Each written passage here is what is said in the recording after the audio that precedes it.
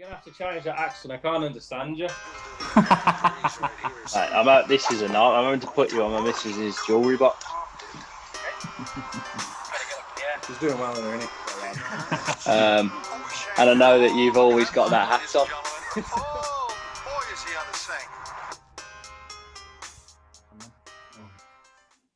Welcome to the Bogey Boys podcast. You're joined here by Kevin and Mark. We've got a bit of a special episode. We've got a player and caddy today, Richard Mansell and his caddy, Connor Winstanley. How are we, boys? All right, chaps. Very good, thank you. Thanks for having us. No worries. Thanks for taking the time. Yeah, thanks for coming. Just got back from Dubai, I hear, Rich. Yeah, I mean, day 4, day 5 of isolation now from being back. So my suntan's slowly but surely going. But no, it was good. But a bit disappointed to be back, to be fair. I bet you are, yeah. What was you over there? Just a bit of practice, was there? Or were you trying to get on the events over there? No, so just training really. Kind of a few of the lads, other players were going out there just to kind of on the elite exemption, being able to travel, and just thought can't really get any work done at home with the weather we've got. So just get out there and get 2 really good weeks of work done before kind of my season gets going in the next few weeks. So really glad I went, to fair. So yeah, it was good. Brilliant. And how's things for you, Connor? Yeah, good, yeah. Just did a bit of plumbing in Liverpool today, labouring on my mate. So not quite Dubai. Fucking hell, did the boss not take you to Dubai, were you? I didn't get the invite. I can't afford him. He's too expensive these days. Brilliant. Yeah. So, like, the idea of these shows, as the listeners will know now, it's called the professional route. The first one we've done with player and caddy, so it'll be great to get some insights off the both of you. It's just like I've just said there, it's trying to give insights to the next generation of golfers about your journeys, where you have been. And obviously, Connor, you've been to Myerscough, like Kevin, I and Richard understand you went to America. So just talk along those journeys and obviously how you've come to meet as well.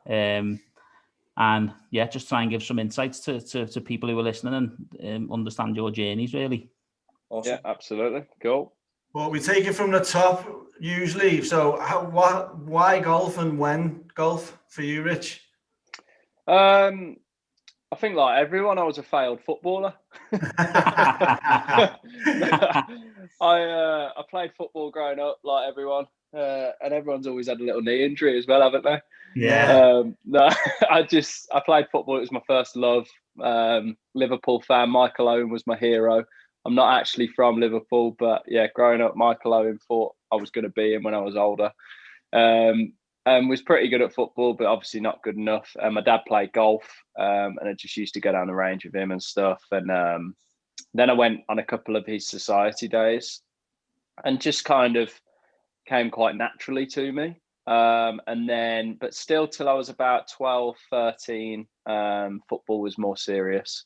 And then genuinely was just not a knee injury, but was just getting silly little injuries all the time, and probably wasn't good enough. And like everyone, if you want to do something serious, you've kind of got to get to a point and make that decision. If you want to take something serious, you've probably got to focus on that. And started playing for the county, and then that was it really. Just kind of kicked on from there. So yeah. Did you play at a decent level of football? Were you signed at an actual club or just? No. I was just kind of flirting about. Like I had a couple of trials, stuff like that, but no, I was. No, basically. I'm one of them. I probably like to think I used to be better than I actually was, but that's like me and me golf. That. Yeah, but no, but I just loved it. Like growing up, it was my first thing, and I think the fact that I kind of played in a team where I was with my mates and so on maybe didn't help my football career as such, but I just loved doing that. And I had a couple of mates who played for us and went and played at better teams, and then kind of had trials or left, right and centre because they had scouts going to watch them. So, but no, I didn't play anywhere properly. So that's kind of like the way Myerscough doesn't help your golf career whatsoever, being around your mates and all that, isn't it? You can't know that one. Oh, that's right.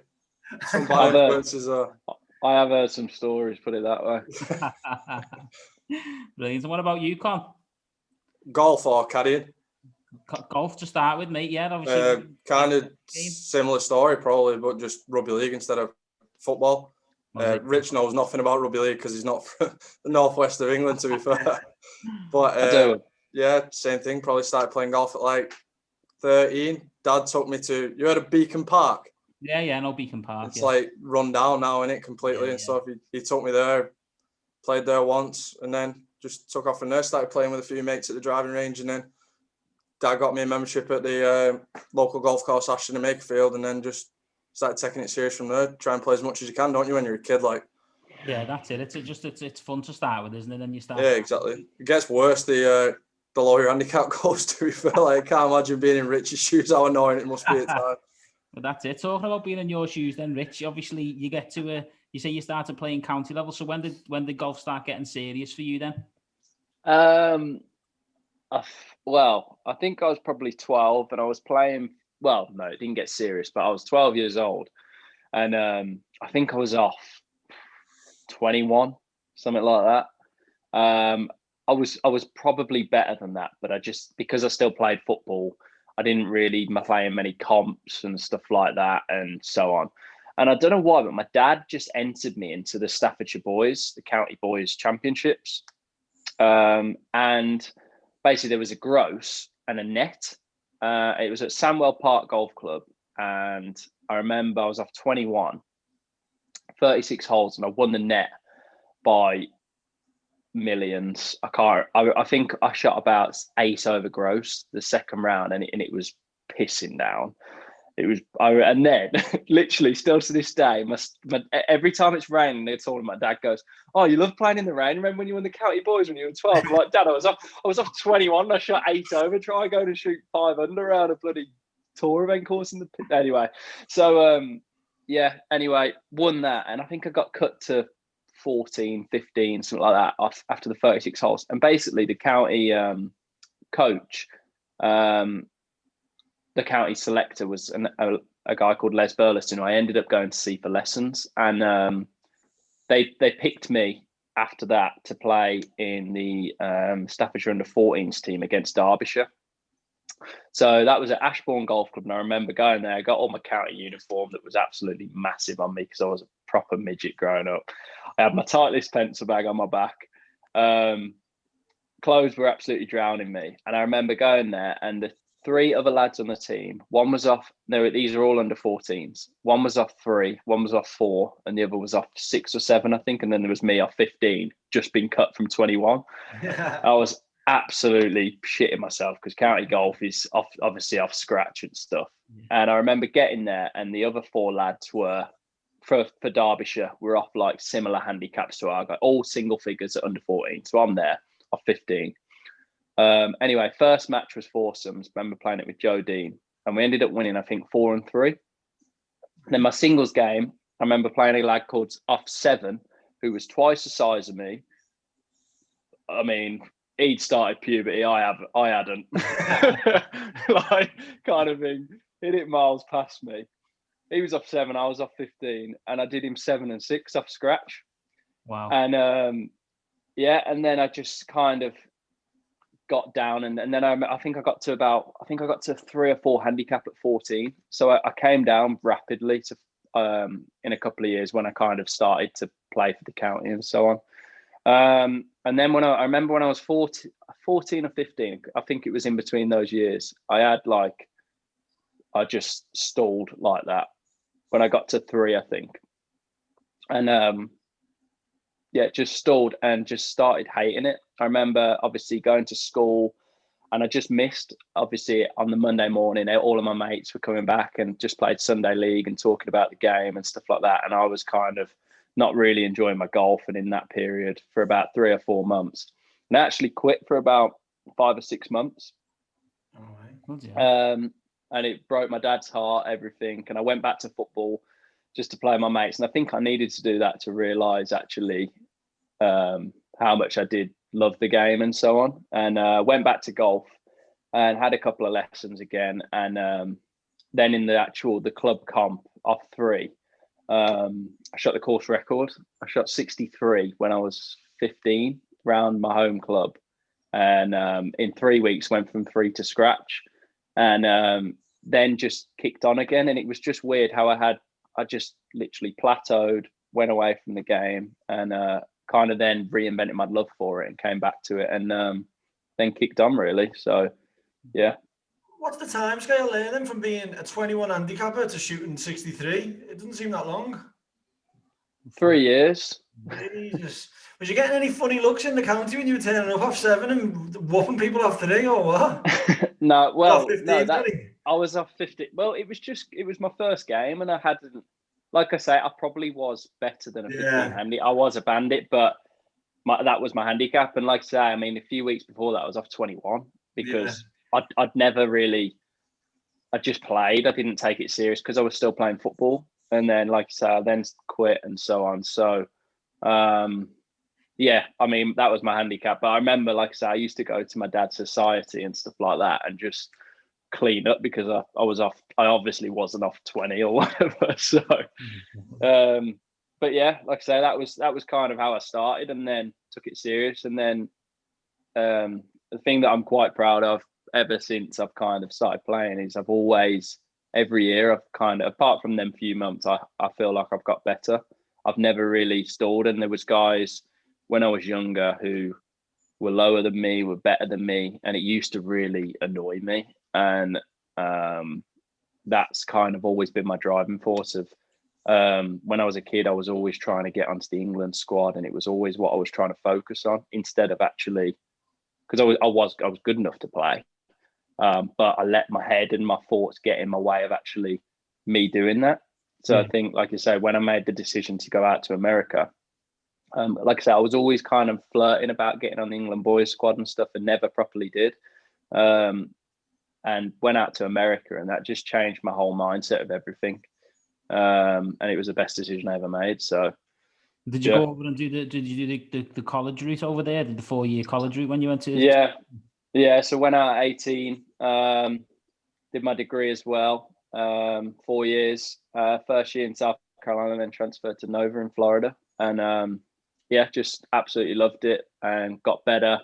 Weather was amazing, facilities were amazing, just got better every year, and kind of topped it off in my last year of college nicely. And then back in 2017, and then I've had 3 years as a pro. So 3 years as a pro, yeah.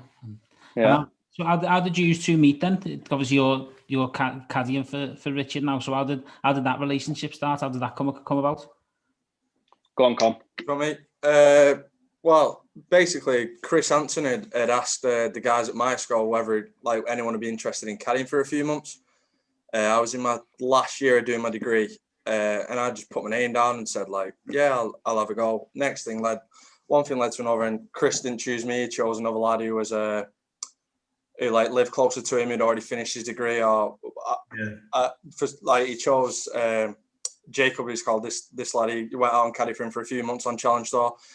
I thought nothing of it. Carried on doing my degree, my dissertation, and then a couple of months later, got an email through off Rich. But no joke, the reason I thought this email was in my inbox was because I betted on him in an 1836 event at Formby Hall. I put a tenner in to win. And I got the email through, and I was like, oh, classic Sky Bet trying to get me to bet on this clown again. I'm not betting on him again. Lo and behold, I opened the email, and it was actually to Connor, blah, blah, seeing if you're interested in caddying for me, if you want to WhatsApp me, blah, blah, blah, and we'll arrange something. I'm like, all right. And then WhatsApp Rich straight away, made a caddying CV, because I did the Palmer Cup, which Rich also played in, but I did it a year before caddying.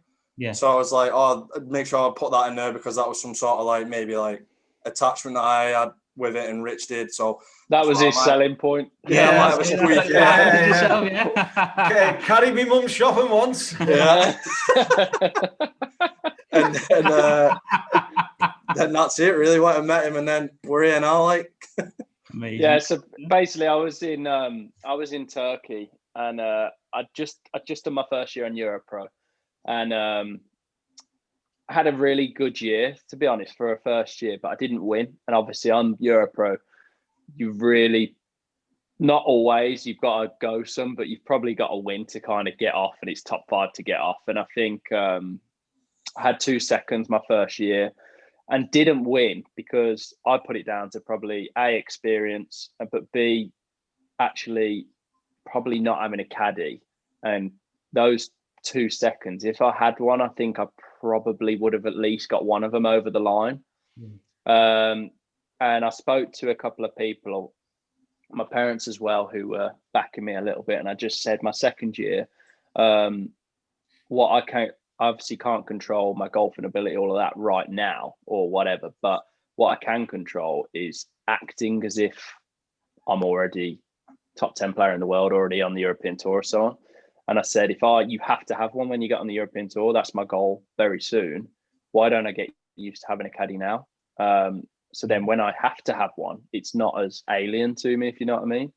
And I wanted to basically really be a professional because I saw myself as a professional. I saw how a lot of guys were on Europro, who I thought that probably lets them down a little bit. And they're kind of having a jolly, they're with their mates. And it is good crack. I'm not going to lie in that sense, but I wanted to get on and get off and kind of kick on as quick as I knew I could. So I spoke to Chris because my first event of that year was a Challenge Tour event, an invite in Turkey. And I knew Chris a little bit anyway we were with the same management group, and then he just signed with Wilson, who I'm with as well. So I was with him a bit that week, and I said, I think I'm going to get a caddy on Europro. Do you know any guys? Because I didn't know anyone. Like I'd only just turned pro. I'm a young lad and so on. And he said, actually, he spoke to a lot of people at Myerscough, which is where he went, because he wanted to get a younger lad out. Now he was back on Challenge Tour, kind of to keep his expenses down a little bit, and basically get them to learn with him and so on. And he gave me about 4 or 5 names, the ones that he didn't go for. And I sent them all the same email. And I think 2 of them didn't even get back to me. One of them did. But Connor was the first to get back to me. And I was impressed with his reply and met up and regretted it ever since. So, yeah, but no, that's basically how it worked. So Chris always, every time we do well, Chris, he sends me an invoice in the post. Hey, Rich, you know what you were saying when you were on Europro, when you could have got yourself over the line? Is there any specific moments you actually think back to and think, you know what, a caddy, that's where I needed a caddy? Or was it just 100%? Oh yeah, 100%. I remember Wychwood Park, my first year, and I had a 3-shot lead with 8 to play, and it was my first second place finish, and 3-shot lead with 8 to play. I was flying on the front nine. I think I was 5 under front 9. 10, I ended up making about an 8-footer for par to keep my 3-shot lead. Par 11, and then 12 is par 5. And the greens weren't very good that week. Yes, but I literally hadn't missed a putt yet this round, and I've got about 3.5 foot for birdie to go 6 under, and I think a 4-shot lead with now 6 to play. It would be 6 to play, yeah. Mm-hmm. And I miss it. I actually hit a good putt, but I missed it. Bad greens, and it just completely got in my head that I thought, oh no. And the next hole, I reckon if I had a caddy at that moment, he would have got on top of me and said, look, like, you've missed it. You've still got a whatever lead. Like, let's just carry on doing what you're doing. You're doing the right stuff. You give yourself a chance of making birdie. And the next shot, my tee shot, I had a little bit of a tough stretch then. Like the next 3 holes were quite tough. And the next half, I've hit iron off the tee for safety, pushed it in the flipping like ditch, had to make a drop, made double anyway. Oh the next hole actually ripped it down the middle, but it's kicked right. I didn't know. I couldn't believe it was, but it was basically kicked right into the face of this bunker. And I don't know how it went in there. On TV after I saw that's what happened, and again I let that get to me. And whereas a caddy would probably say it's out of your control, you hit the perfect tee shot, what you were trying to do. Yeah, someone. But I let the result kind of, and then I made bogey there, and all of a sudden I've got a 3-shot lead with I've gone from having a 3.5 footer to have a 4-shot lead with 6 to play to being, I think then the guy who won, Dave Coupland, played like them couple of holes well. And then all of a sudden I was 1 back and I'm like with 4 to play and I'm like, what has gone on here? Yeah. And I actually birdied the last and he was in the group behind me and he birdied the last on top of me to win by 1. So, but yeah, I think probably that back 9, if I had a caddy, that's where it kind of stood out to me. So, yeah. It's amazing that you can actually go back and recall that, and then you've manned up to your mistakes and actually went and got a caddy, and now we know where you are now. Yeah. Do you know what I mean? It's boss that. But that was what, yeah, that was just what, that's the mindset I've always had, is that I try and learn off people, like people who are better than me, people who are above me, people who are playing at the level I want to be at. I'm lucky enough to know some and have played with some, and especially out in the States, played with a lot of good players. And I'm not afraid to kind of learn something off everyone. For example, like even playing golf with my dad, who's off 28, I can learn off him. Yeah. You know what I mean? Like if he plays shit every time he plays, but he loves it. Whereas if I'm a couple over before, it's like it's the end of the world. Like, do you know what I mean? It's actually like when you put things into perspective, it's big picture job, yeah. Yeah, it's actually like we're quite lucky to do what we do. And especially, like you say, look at what's going on at the moment. Like, for example, everyone's in lockdown and I was able, because of work, I was able to go out to Dubai and do some training.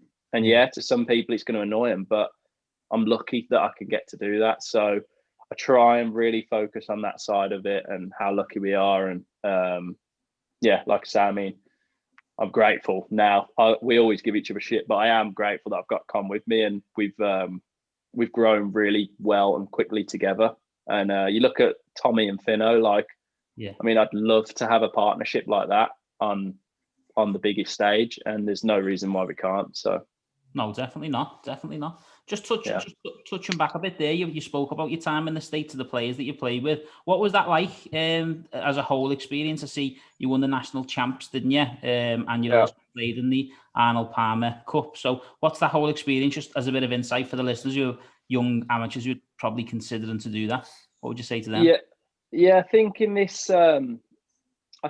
country we're at a bit of a disadvantage. I think unless you are one of them superstars when you're a kid, who you get on the England setup or so on, you're not going to get looked after. Like, you're not going to get flown over the world to play tournaments and training camps in South Africa to go in the winter. Like, you're on your own, and it's not easy. And then, like you say, just imagine if you're on one of those teams, and then you go into the events where you're playing against, and you're all together and you're in your England gear, and you've got so much confidence because you just think that you're better than all the others because you're there. Yeah. So it's like, if you're not on that, and I used to take it to heart, and I used to kind of like be scared when I get to tournaments and stuff. It was ridiculous. Yeah. Whereas when I went to the States, I've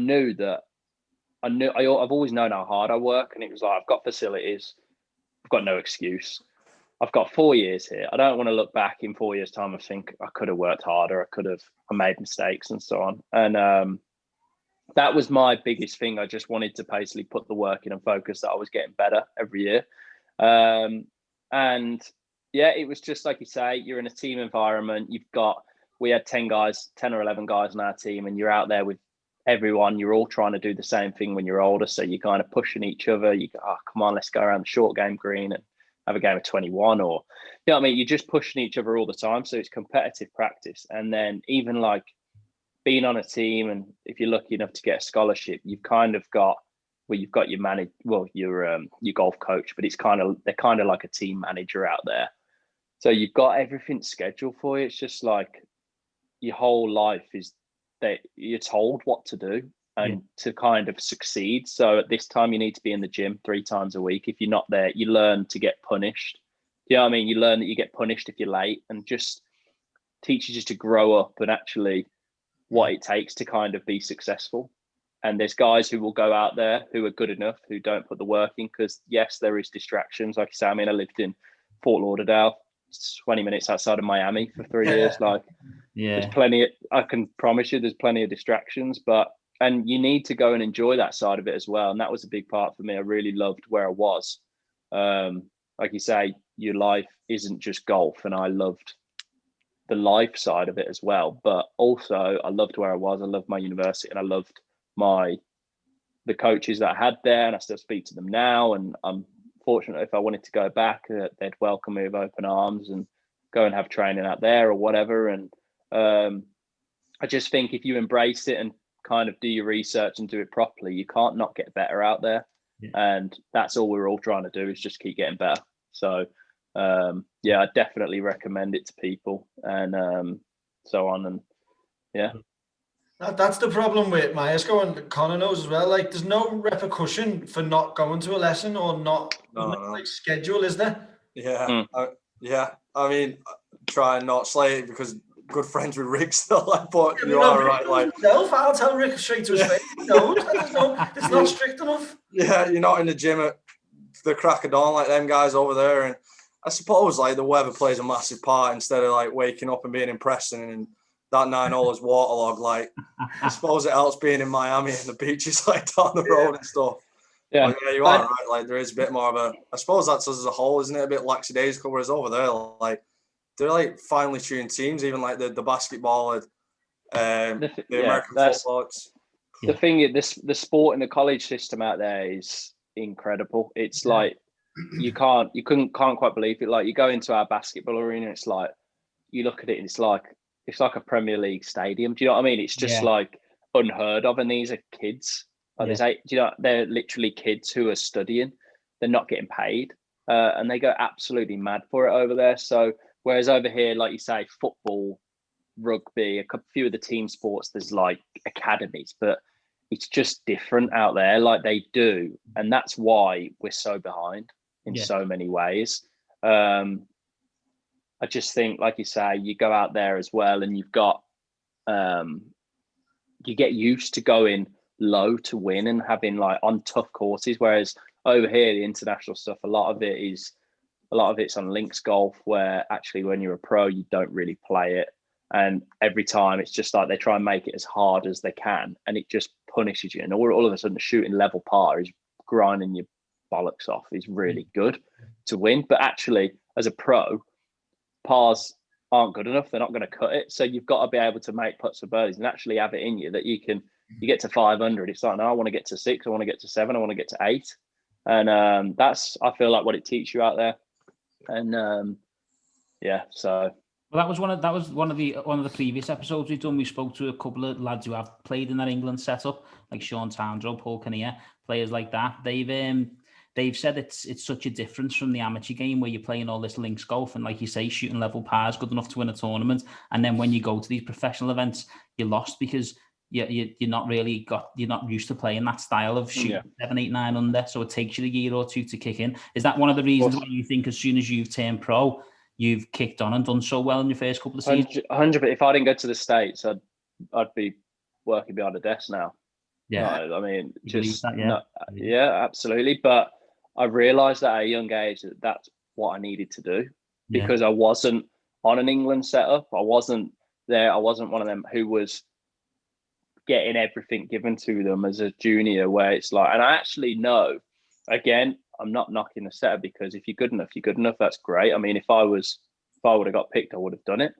But I know lads who are good enough, but they get used to kind of being around their mates so much, and they're all together traveling around to amateur tournaments and stuff. And then when everyone turned pro, it's not like that. Like, you're on your own, and they don't know quite how to probably deal with it. And actually, it is lonely. It's not what everyone thinks it is. Yes, it's amazing, but when like shit hits the fan and you're probably struggling, or you missed a couple of cuts, like you haven't got all your people to kind of rely on, kind of thing. It's so there is pros and cons of it, but that's why you hear the fairy tale stories and the horror stories, I guess. But I just enjoyed being out there. I learned a lot. But before I went, for example, like my parents did everything for me in terms of washing, cooking, just everything. Whereas it was like, actually, you're 18, like get on a flight to the other side of the world and go and live out there, and we'll see you in 6 months, kind of thing. And it was just go and learn to grow up, basically, and that's what it did. Even actually another one, like my fiance now, I was going out with her at the time when I was like 15, and we were together for 3 years, and we split up because I was going to America. Right. It was like that was a sacrifice, and we both decided on it, and weren't together for 5 years, and now we're engaged. And it's like we knew it.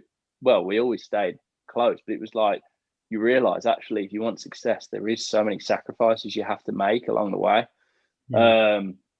And that was, like I say, and it's worked out good now. But you just, when you look back and like you say, times like this, you can reflect on. So you actually think like I have made a lot of sacrifices, and a lot of my mates, who I'm still mates with, obviously, but they've kind of chose to, when they were 17, 18, 19, going out all the time, stuff like that. And that's absolutely fine. But I know that I kind of have always had my head screwed on, which is probably the reason I've had some success and quite a quick rise since turning pro, to be fair. Yeah. So believable. Well, just on your relationship then for you two, obviously we know how you have met and stuff. How do you find it? Obviously from a caddying perspective, Con, was that something that you just got into by chance, or did you always think I want to stay in the golf industry? That's what I want to do.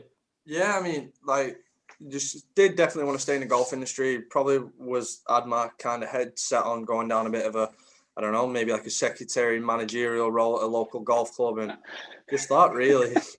I don't know how much that mate, you wouldn't last 5 minutes as a secretary at a golf. I'm not having that. But yeah, mate, you can't even understand you. Nah, come on. There's 4 bad accents on this at the minute. Yeah, we've got it there. Yeah, definitely. Yeah, but the Arnold Palmer Cup, to be fair, was my kind of eye opener to it.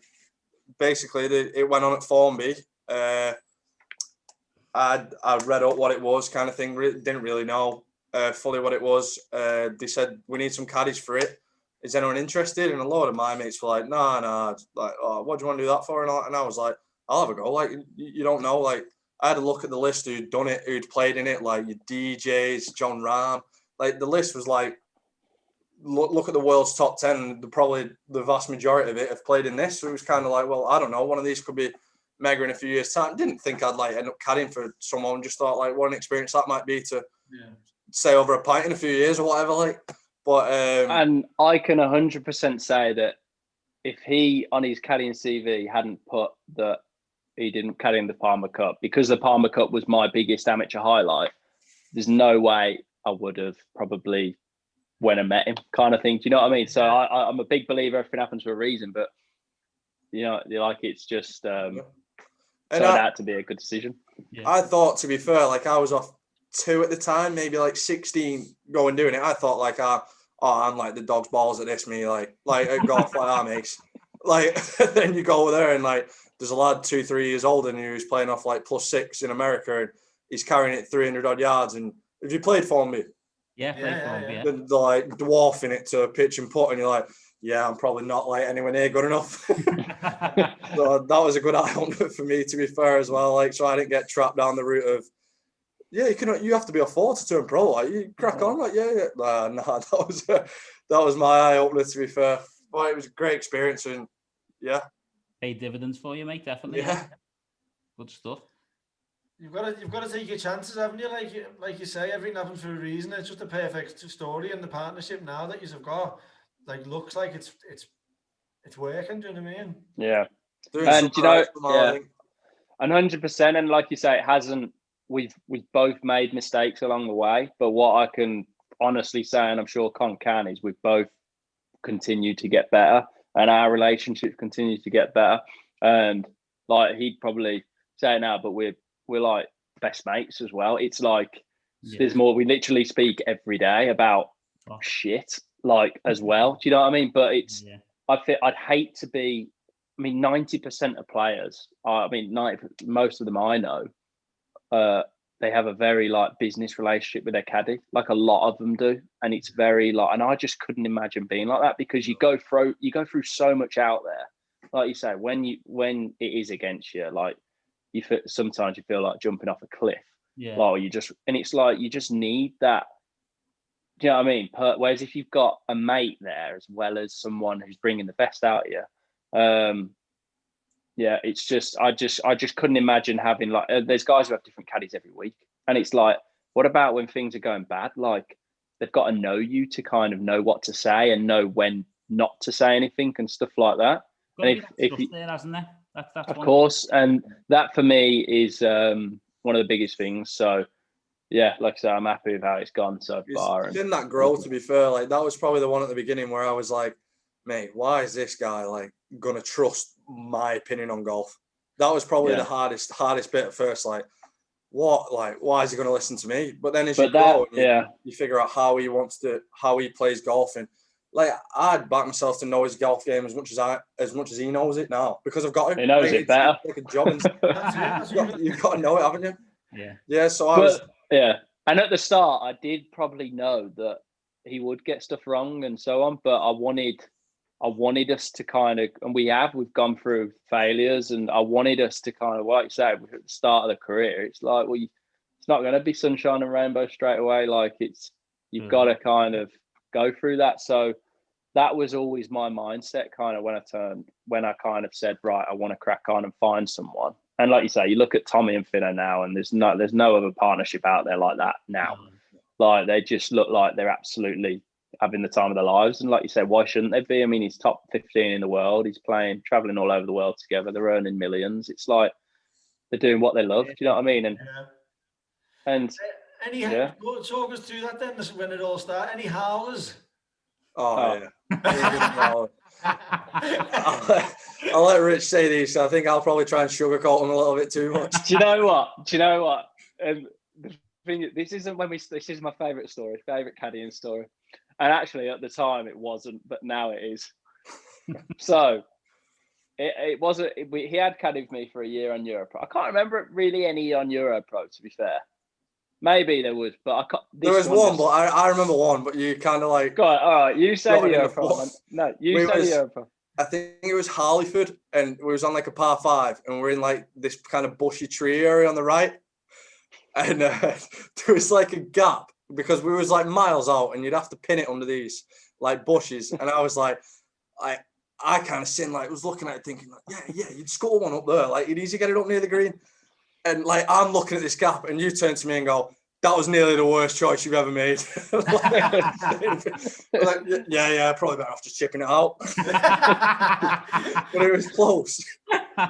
So, right, we're in South Africa start of last year, and we've had an amazing year on Europro the year before. Like, I only won once, but I probably should have won a couple more. I think I had 4 seconds and a few top 5s, and I just had a really, really good year. Then I did really well on my Challenge Tour starts as well. So it was like, missed card at Q School, whatever. But looking forward to having an actual proper run at Challenge Tour. So it was start of last year, just gone, before COVID. 3 events in SA. Anyway, there's 3 events, big money events, first time ever playing in SA. And the first week is at altitude. So what was it, 15%, Con? Yeah, the first week, Joburg, like goes. That's where you want to do yardages to look good. Like. Yeah, but yeah, the ball was going miles. So anyway, I've ripped the first hole, Coral Creek. It's a par 5, and it kind of little dogleg right. There's trees kind of where your drive goes, and you kind of got to miss them. Second shot's over water, and I've ripped a drive first shot. It must have just caught the edge of the tree though. It's quite a tight. It's not a tight hole, but it's tight. The gap you've got to go through at whatever distance. Anyway, so it's dropped down. I'm under the tree, bit back of it, in the rough. And South African rough, it's not like our rough. It's like really rooty. Yeah, it's weird. Like you don't really know how it's going to come out. I think I had 230 under this tree, but behind it, out the rough, over water.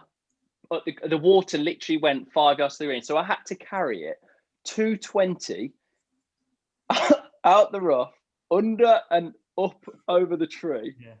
And Con's like, you've got, and it's the first hole of the tournament, first hole of the season.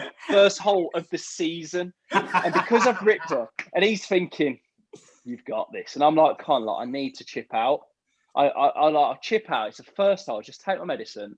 And I'll make 5. I might make 4. I'll make 5 at worst. We'll kick on, like it's no damage. And he's looking, he said, I think you've got it. I think you've got this shot. Like the lie's not that bad. And he's got it in my head that I'm fucking world number 1 now. Anyway, I have ripped this 5-iron. And it is just like gone straight into the tree, dropped down in the water. And honestly, I could have knocked him out. I almost sacked him on the spot, honestly. And it's just, I'm like, Connor, what are you doing? Like, I know I'm the one who hits the shot, and I will always, not always, but most of the time say, yeah, I get that. But I wanted to chip out, and he got it in my head that I was world number 1 and we could pull the shot off. Anyway, he was lucky that I dropped and got up and down for par. Otherwise, he was gone.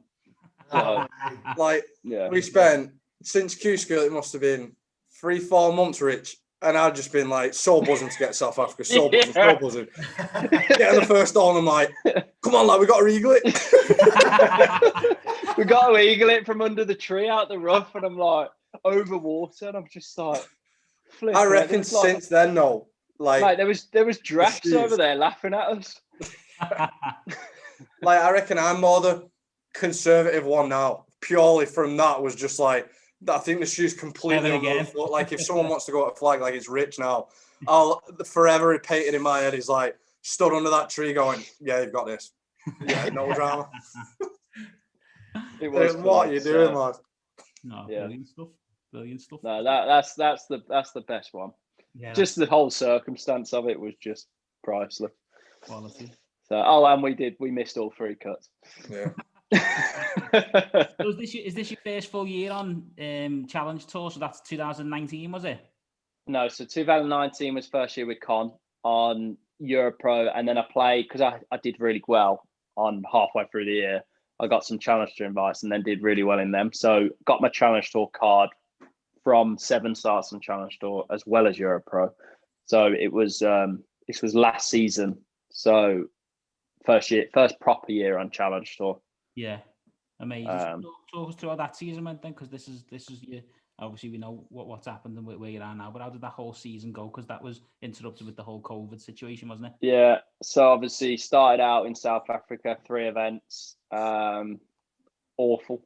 I was in a really, really bad place. I'd changed coach a couple of months before, was the wrong decision.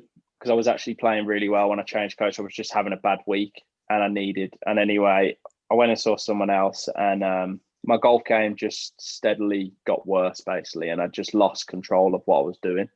But I'm glad I made that mistake early on in my career, and I'm actually back with my old coach now. Yeah, nice. I went back to him. Was it the second week of that second week of South Africa basically? I sacked my coach I'd been with for 3 or 4 months over the winter. Hadn't played any events under this new coach.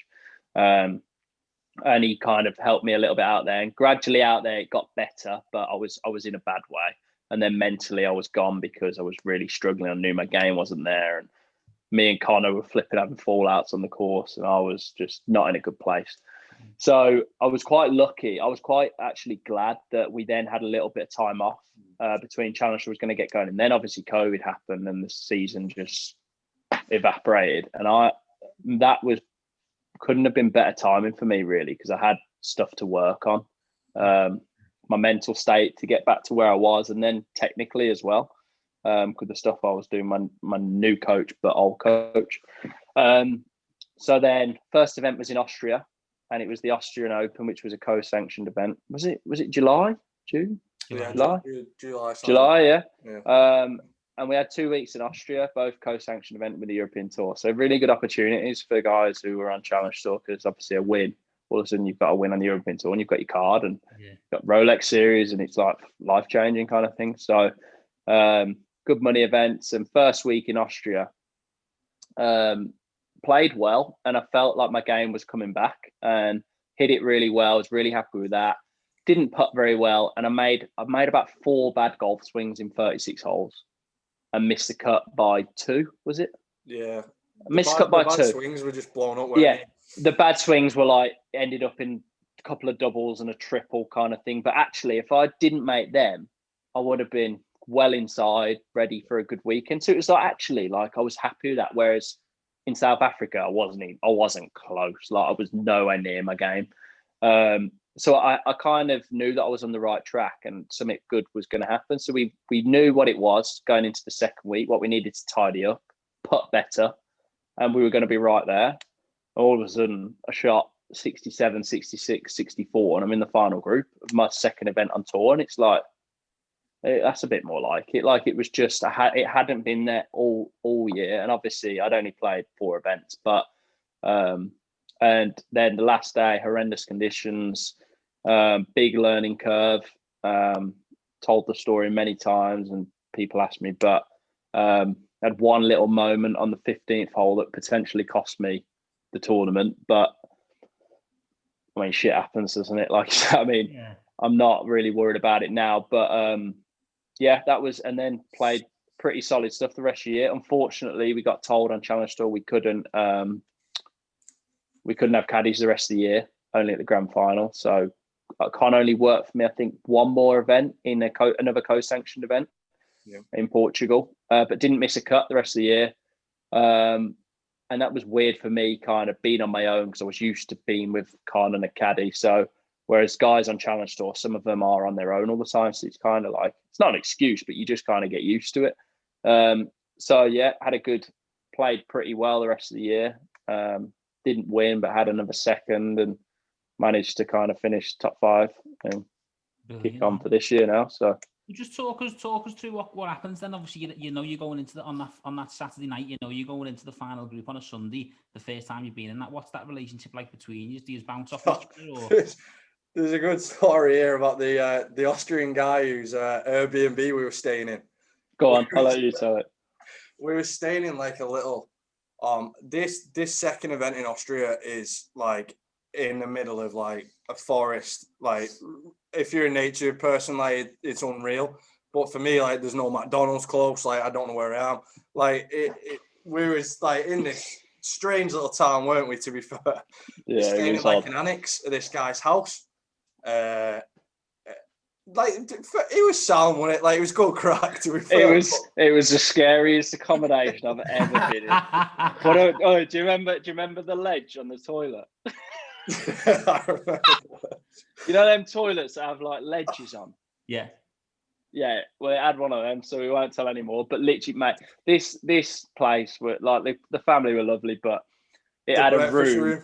It had a breakfast room full of like, the whole wall was full of like stags on the wall, and like it was just, and like stuffed animals everywhere, and it was odd. But we were there, and my manager found it. There was nowhere to be. It was really like no, but it was just like, do you know what? It probably helped us play well because we were so out of the way, and it made me just like all.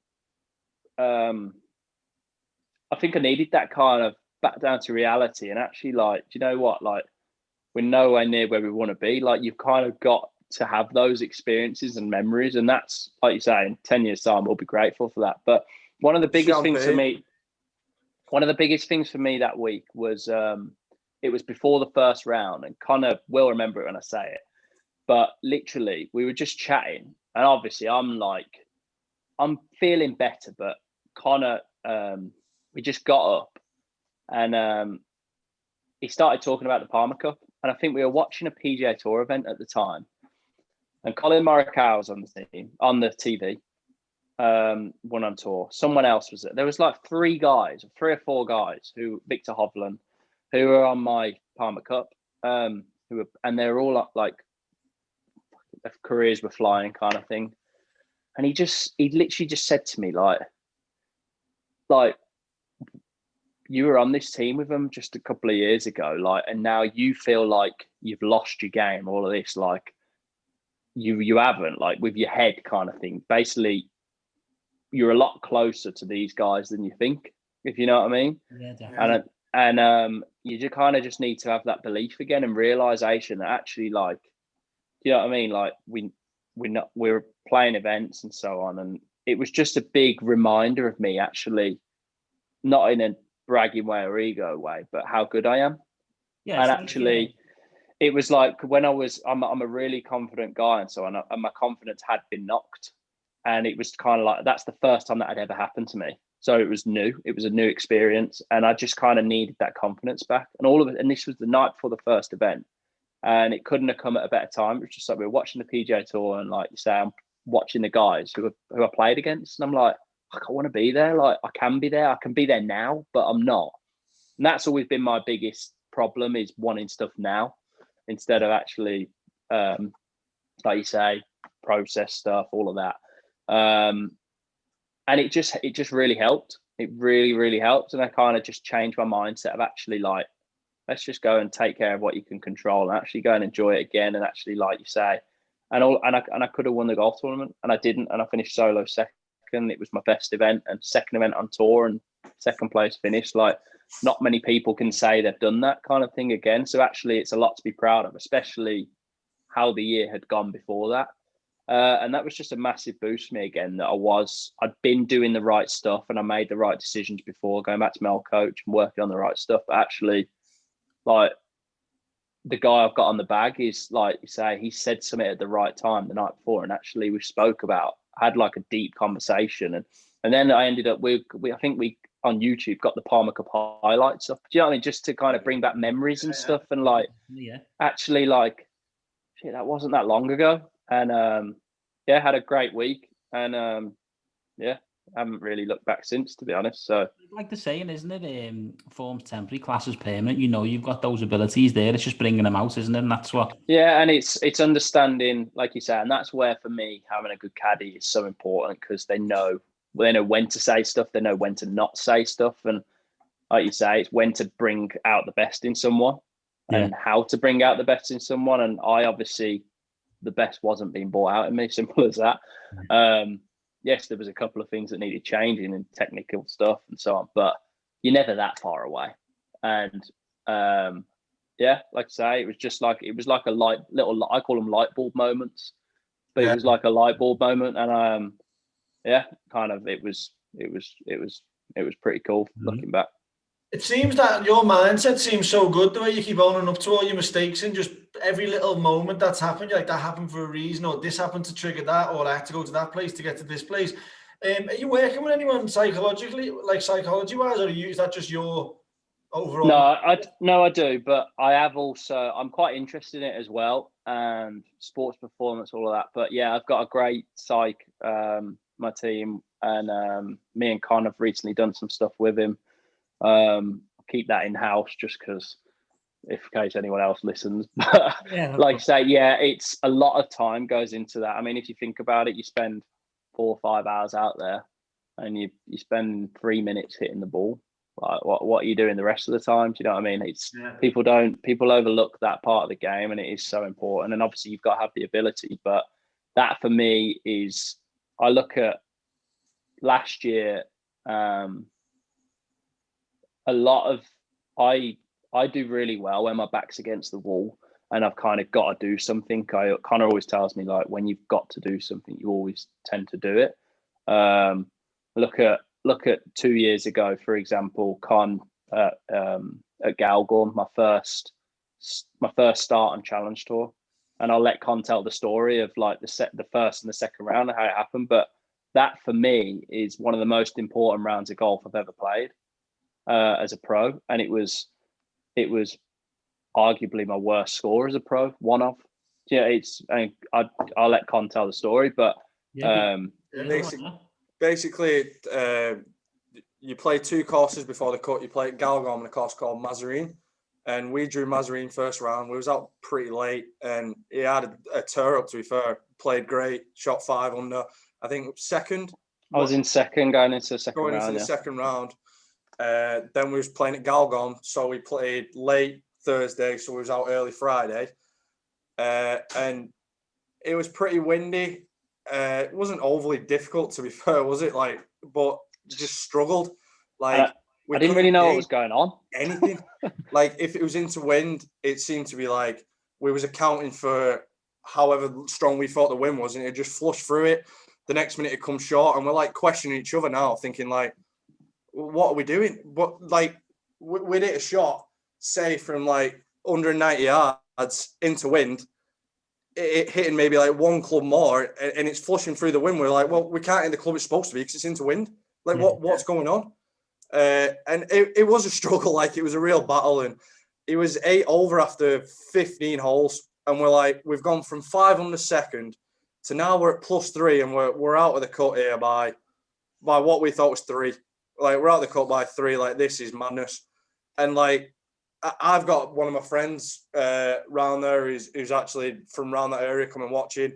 My dad even got the ferry over after Rich shot 500, not thinking like, oh, he's going to win now because he shot 500, but they're in for a great week here. Like, we'll come over for the crack. My dad loves watching the golf and stuff, and he got the ferry over from Birkenhead to Belfast and come watch it. And I'm like, well, to be fair, like, it might just be for one round of golf here. Like, and Rich turns to me on 16 and says, like, oh, I don't know what's going on. Like, and it has been brutal, to be fair. Like, and that was probably my hardest little stint on the, other than South Africa, was brutal, trying to convince somebody, like, and trying to get in someone's mind. Like, that 15 holes was like brutal. You know, as much as yourself when you're playing bad, it's a horrible place. But when you're in that kind of first challenge, so I'll start leading, flying, like, it's a strange environment. And Rich turns and says that on 16, like, what's going on? And I just put it bluntly, I said, like, I ain't bothered what's just going on. Like, you have to go birdie, birdie, birdie. Like, and that isn't something that's megally advised in the world of golf, to sit and say, like, you've got to make a birdie, you've got to do this, like, that's not what you think. You want to be so, like, control your own controllables. You want to just try and hit the fairway with the first shot, then we'll try and hit it wherever we want to hit it. Like, that end product of making a birdie is not something you want to say to a pro.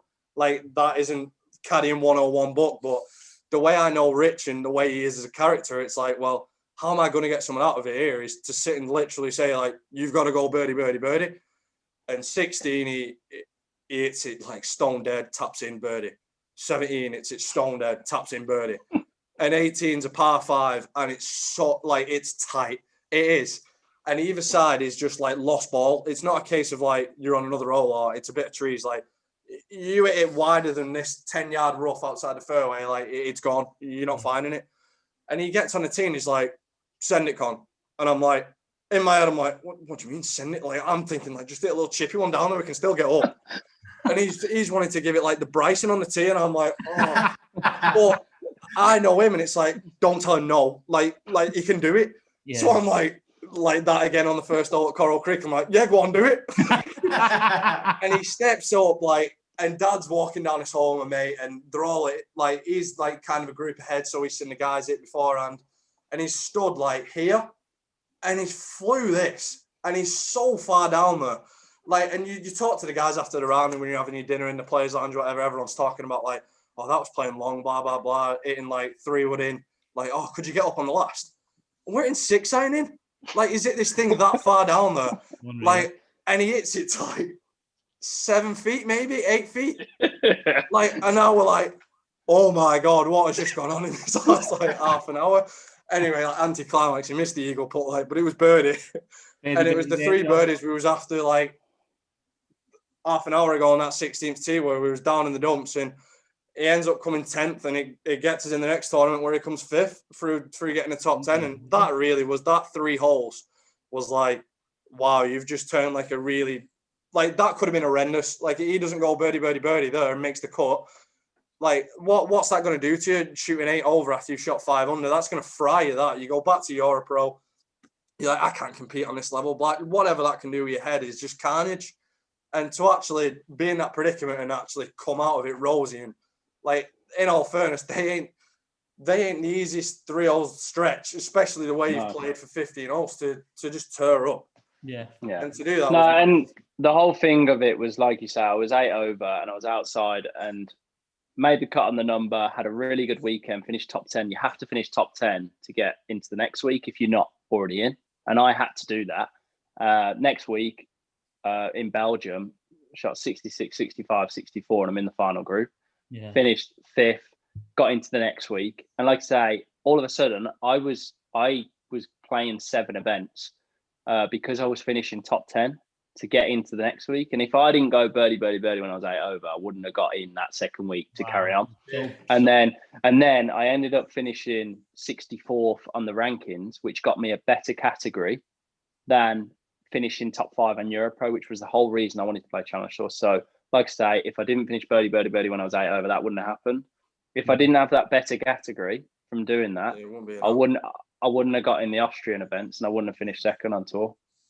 Unbelievable. That. So I always look back to them 3 holes when I was 8 over par, and it was just like, for me going forward, that's something I can always look back to and actually think, when shit was hitting the fan and you were really down in the dumps, actually I could pull it out and kind of figure it out. And that's what you say there, when your back's against the wall, isn't it? Exactly. And that's, like I say, it's just another little story. And I mean, that's something we talk about, and like it actually gets me like, you can use it so motivation. I'm so excited to play again, and it's just like you just, I mean, we all do, we miss it, don't we? But there's so many little things I just feel that have happened. There was another one in Italy last year where I was playing with Manacero, and I was horrendous. Like, for the front nine, I didn't know what I was doing, and I was four or five outside the cut with 9 to play, and I shot 5 under the back 9, second round, like, to make the cut. And unfortunately it got cut to 3 rounds, and I shot 7 under the final round. And so my last 27 holes, I shot 12 under to finish top 15. So I was miles away. Yeah. But that could have been the difference. If I missed the cut, if I don't shoot 5 under on that back 9, I don't potentially finish top 5 this year in the rankings and get my card. It's not always about winning, and when you like, it's just, you've got to have that in you to just not give up. And that's probably, I'd say, my biggest strength in my actual is, like, I won't really go down without a fight, to be honest. You'll have to, like, fucking break my legs. Would you say Connor's repaid his South African debt then with that birdie? Exactly. And like you say, I mean, he's made some unbelievable calls. I mean, there's one in Austria, like the thing you said to me going down, was it 15 after we made bogey the final round, when it was 14. And I've just made bogey, and I'm obviously gutted because I'm trying to win. All I'm thinking about is trying to win, and we're there. I think I was leading or tied for the lead, or off the lead or whatever. I was tied for the lead, and I made bogey. The bogey would have dropped you 1 back. And he just said to me, like, he literally got in my ear, like, not screaming in my ear, but like, come on, you've got 5 holes or 4 holes left or whatever. Like, just show me what you can do. And stiffed a wedge after the bogey, birdied the next hole. And it was like, he just said something at the right time. And the next hole, like I say, par 5. Yeah, there's another then story. Again, that's learning how somebody acts, isn't it? That's not, you don't just like if I'd say it to one of you boys or whatever, it might not click for you guys, or that might not be the thing that fires you up. Like, that's learning, like, well, that didn't work at first with Rich. Oh, so don't do that again. Oh, but that might have worked. So it's just learning and learning and learning, and you've got to time it. But like, it can go wrong, like, I suppose, if you're like 100%. And that's where you have to kind of go into it with an open mind and think about like you say, there is so many. Like, it's not just sunshine and rainbows. There's going to be decisions, and you've got to accept that they're going to make mistakes, because we all make mistakes. Like, you know what I mean? And he's going to get the win wrong sometimes, but I know that the positives outweigh the negatives. And like you say, for me, having a different caddy every week, or just another guy who I don't really know or I'm not close to, is that wouldn't work for me personally. And for some people it does. So. Brilliant. Just obviously conscious of time. I don't want to take up too much of your time. Brilliant insight in that, Rich. We just want to talk about Modest Golf, obviously what they're doing in the game. I know you've signed up with Modest Golf now. Just talk us through that whole journey and obviously what they're trying to do to grow the game. Yeah, so obviously, I mean, Niall owns, the founder of Modest Golf, and then obviously Mark Mack, who is my point of contact manager, co-founder with him. They've got a different look on it compared to maybe a lot of other management groups. When I was signing with them, I was talking to a couple others who did things differently. And for me, I just liked their whole mindset with it. They didn't want to go for aim at superstars straight away. They wanted to kind of go for some younger guys and actually grow with them and who they saw potential. And then obviously now they have Tyrrell since Danny came in. But I just feel like they do things the right way. They've got their own event. They're bringing the ladies in. So they're very, what's the word? PC. Proactive. Proactive. No, but they've got the mixed events. So it's kind of everything, like look at how a lot of people talk about women's sport at the moment. And it's a big factor of things. Like they're doing things the right way in terms of how they go about stuff. So obviously with Niall, I mean, people argue that he's the most important person in golf because he absolutely loves the game. What's massive at the moment, social media is one of the biggest things in the world, and he's got millions of followers. Whereas you look at some of the best players in the world, they've got 15,000. You know what I mean? So they're not going to attract the audiences that he is. Yeah. So if he puts a post about, for example, like he's put stuff about me, like if he puts something about me on his story, I get 800 followers in 10 minutes. Do you know what I mean? Like it's ridiculous. So in terms of golf, on a story then. Yeah. But in terms of golf and growing the game and stuff like that, and getting people into it who maybe don't know about it. Like, for example, people might see that, oh, Niall does it. It might be cool. So we're going to give it a go. And yes, he has a lot of girls that follow him, obviously One Direction, but they're trying to get more people talk about getting more girls into golf. So there's no better person to do it. And the fact is that he loves the game. The whole reason he wanted to do it was when he was in One Direction, he grew up loving golf. And obviously you can imagine what it's like being in that band. Like you just had no peace, no nothing. Yeah. And his way of having a bit of peace was going to the golf course when he was on tour, because he knew that not many people would kind of follow him there, and it kind of regained his love for the game again. And then he thought, I can start a management group and help out people, because he has so many contacts in the industry, in the world as well. Yeah. Like I say, I mean, I just liked how they're doing it, and they do the right things. They look at what they're doing with the Clutch Pro Tour. They're getting people involved that way, so it's giving opportunities, and that's all we're all after, is just opportunities. I wouldn't be where I am if I didn't have the opportunities that they give me into their event, where I was 8 over par and finished birdie to make the cut.